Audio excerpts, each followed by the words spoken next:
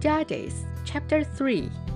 These are the nations the Lord left to test all those Israelites who had not experienced any of the wars in Canaan. He did this only to teach warfare to the descendants of the Israelites who had not had previous battle experience.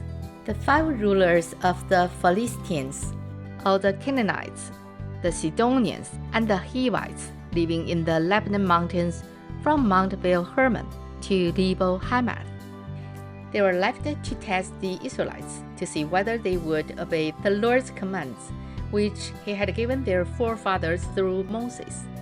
The Israelites lived among the Canaanites, Hittites, Amorites, Perizzites, Hivites, and the Jebusites.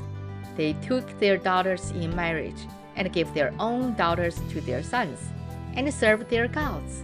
The Israelites did evil in the eyes of the Lord. They forgot the Lord their God and served the Baals and the Asherahs.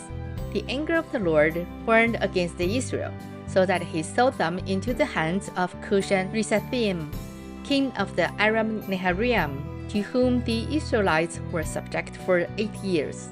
But when they cried out to the Lord, he raised up for them a deliverer, Othniel, son of Kenaz, Caleb's young brother, who saved them.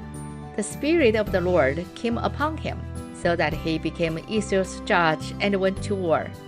The Lord gave Cushan-Rishathaim, king of Aram, into the hands of Othniel, who overpowered him. So the land had peace for 40 years, until Othniel, son of Kenaz, died. Once again, the Israelites did evil in the eyes of the Lord. And because they did this evil, the Lord gave Eglon, king of Moab, power over Israel, getting the Ammonites and the Amalekites to join him. Eglon came and attacked Israel. They took possession of the city of palms.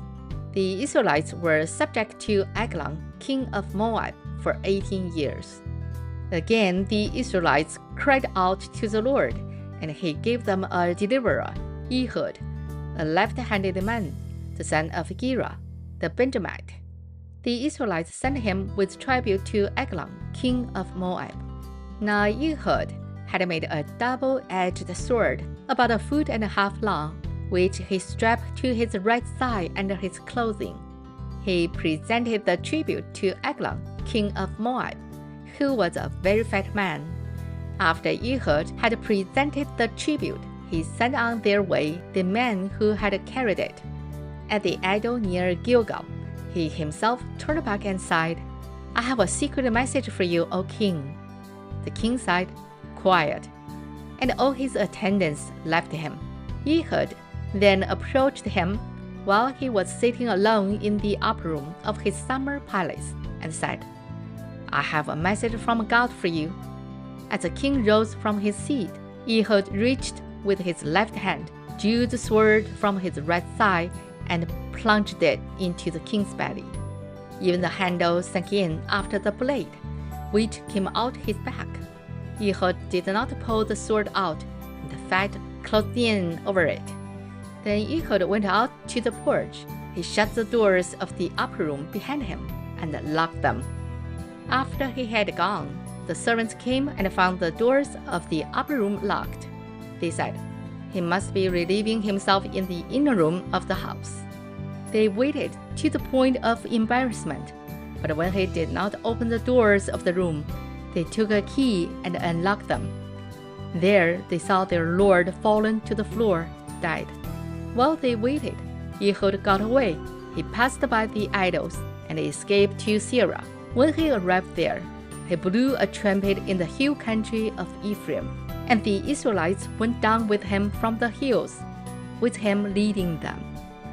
"Follow me," he ordered, "for the Lord has given Moab, your enemy, into your hands."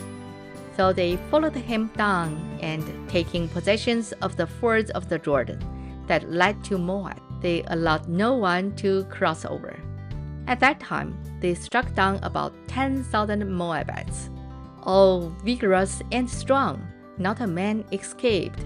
That day, Moab was made subject to Israel, and the land had peace for 80 years.